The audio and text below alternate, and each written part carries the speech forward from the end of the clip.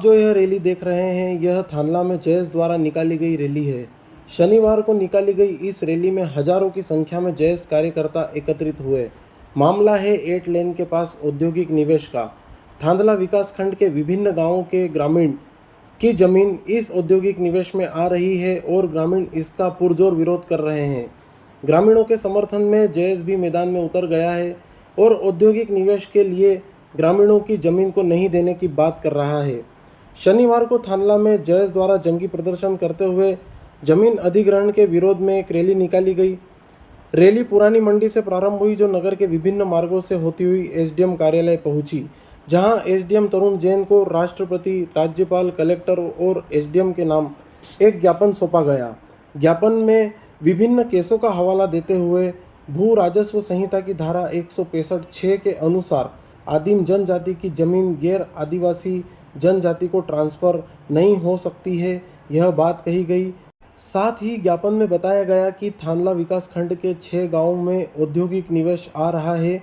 इन गांवों में मानपुर, खानदन, कलदेला, सेमलपाड़ा, खवासा, मादलदा, सेमलिया, नारेला, तेजपुरा, नवापाड़ा कस्बा, चैनपुरा आदि शामिल है।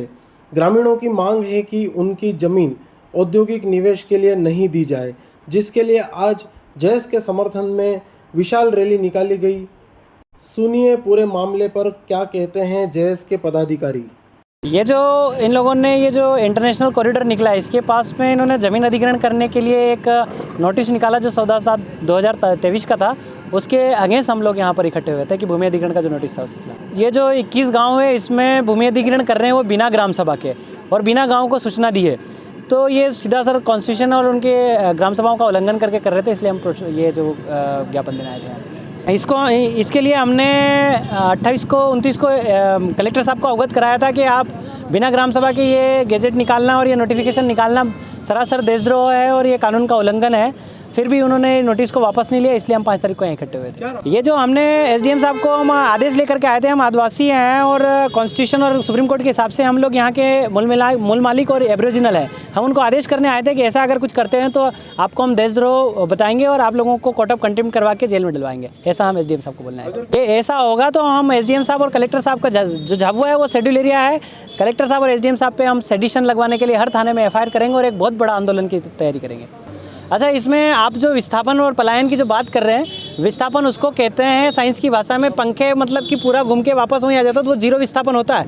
ये विस्थापन नहीं है। हम लोग 5 महीने काम करके वापस अपने घर आ जाते हैं, हमारा घर तो है। ये लोग तो रोज कंपनियां ला करके रोजगार नहीं, हमारा घर ही छीन लेंगे और हमको मारी डालेंगे। ये है हमारा सोचना।